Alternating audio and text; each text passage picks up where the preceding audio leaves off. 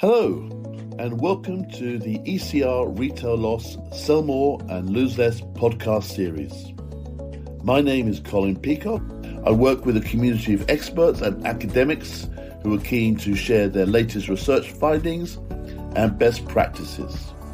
And every week or two in this series, I'll be joined by one of those experts and academics to discuss some of the very latest insights from our meetings and discussions and research on best practices. This week, I'm joined by Professor Beck, and we're looking at the problem of drive-offs and no means of payment in petrol forecourt stations. And we're exploring the role of technology such as ANPR, digital reporting and collaboration in solving for one of the toughest problems in retail.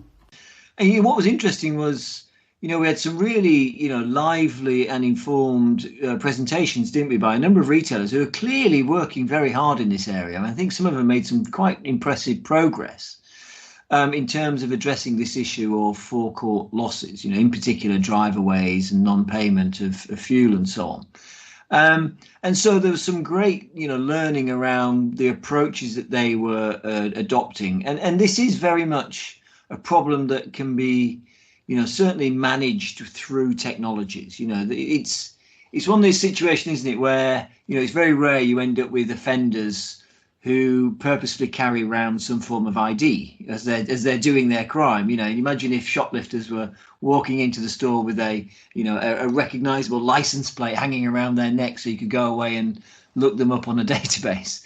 And so there's a lot of sort of technology-based approaches that can, I think, help retailers. But what we also heard was, yet again, there's still issues around the challenges of trying to get integration. How can retailers share their information with each other, but also with the authorities, particularly those that hold information around the license plate numbers for the offending cars, but also the police themselves in terms of prosecutions.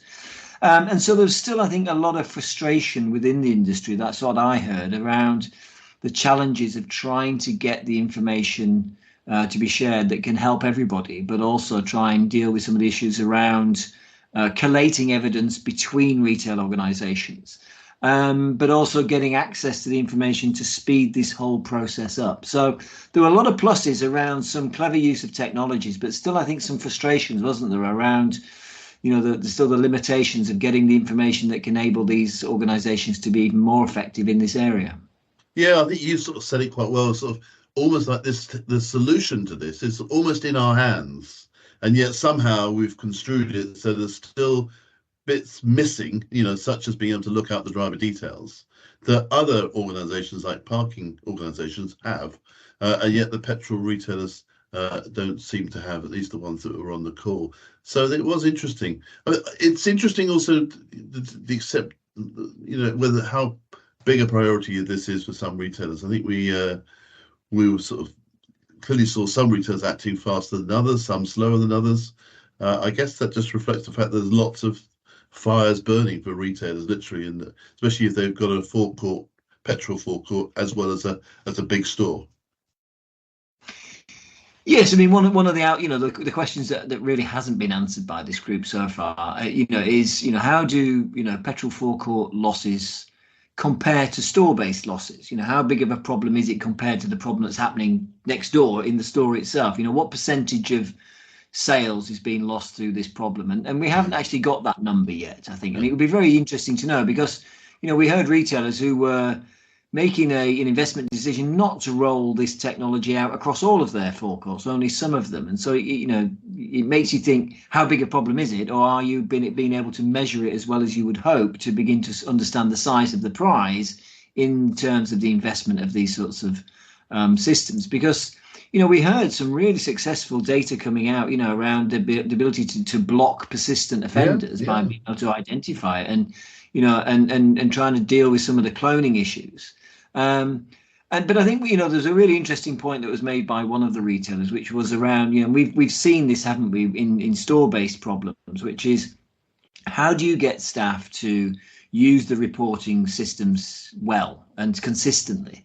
These staff are not employed to be reporting people. They're employed to serve the customers and to make sure that they give a good service and so on. And so how can you make it as easy as you can for them to use the systems that you're making available? And I think we heard a couple of examples on where they got their IT teams to really begin to integrate into the system means whereby staff could do this job quicker.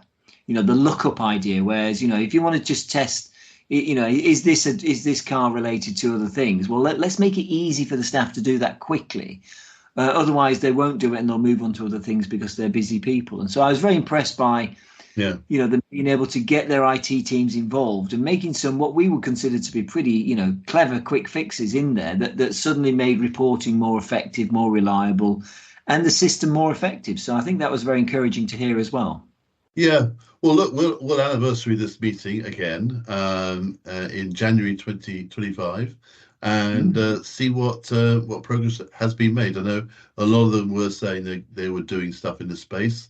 Patrick said that there will be some follow-up on the sort of digitization, if you like, of some of these lookup menus around the sort of driver details, etc. So it'd be interesting.